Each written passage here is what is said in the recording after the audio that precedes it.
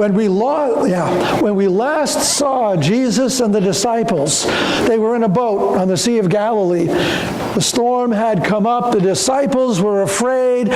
Jesus woke up, stilled the storm, and they arrive on the other side. Well, they get to shore, they come out of the boat, and before they have a chance to go much further, a man comes running up to Jesus and falls at his feet. And we're told that this man had an evil spirit. In fact, he lived in the caves around the shore of the Sea of Galilee in what were tombs, and that he would frequently go around shrieking, yelling, hurting himself, and he was naked. And here comes this man up to Jesus, running up to him and falling down. And it's actually the demon in him calling out, saying, "What do you have to do with us? Please don't torment, don't torture us." And Jesus ends up setting the man free from the demons that were in him. Well, the demons had pleaded with him not to make them leave that area. And so they said, "There's a herd of pigs over there. Let us go into them." And Jesus gives them the permission. The demons enter the pigs. The pigs just freak out, go running down the bank, a cliff, into the water, and they all drowned. They say you should be careful what you wish for. You may get it. The demon just said, "Let us go into the pigs," because they probably figured that at least if they couldn't have a human, they'd have the animals. But the next thing happens, the animals go and drown. Have you ever been afraid of getting what you wish? Imagine the man kind of trapped, possessed by those demons, wanting to be set free but not knowing how. Sometimes we're faced with wanting to be free from a situation or not knowing how to deal with a situation. Maybe we make a commitment without fully realizing what it entails. We often find ourselves in situations we never thought we would find ourselves in. Taking on a job or a relationship or just saying, "Oh yeah, I can do that," and then realizing there was more to it. I can remember my first car. I was all excited. It was a used car, but then, hey, I was not that far out of college, and it was really exciting. There was just one downside. It was a Ford Pinto. Some of you probably have experienced Ford Pintos. The timing belt broke. Haven't even had the car a month.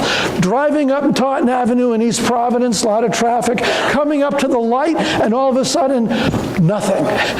Wouldn't start. I'm in the left-hand lane. I had to, kind of drift over backwards in neutral to the side. Well, then the window handles broke. And then a little after that, the windshield started leaking. And sometimes after a rain, there would be a puddle of water on the floor. You can imagine what happened next. The bottom started to rust out. Yep, that was my first car. Consequences. And sometimes being afraid. I have to admit, ever since then, I've been afraid of buying a Ford.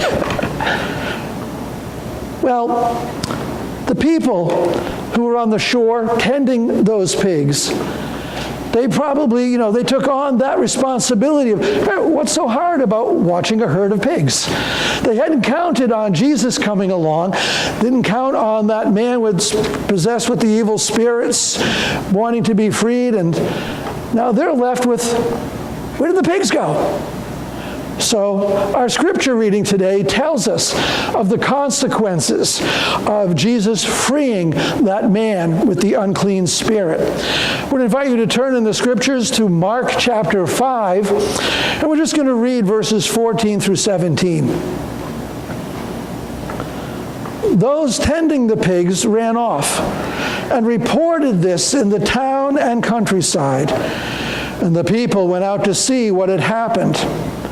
When they came to Jesus, they saw the man who had been possessed by the legion of demons sitting there, dressed and in his right mind, and they were afraid.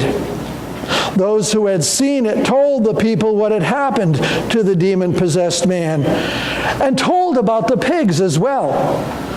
Then the people began to plead with Jesus to leave their region.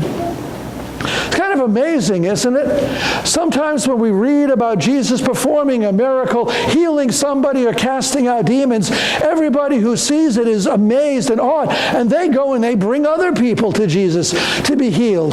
They want that power. They want to experience those miracles, but not these people. These people, we read, wanted Jesus to leave. I wonder sometimes, do we ever want Jesus to leave? Do we want him to leave us alone? Jesus demonstrated his power in that to bring about change.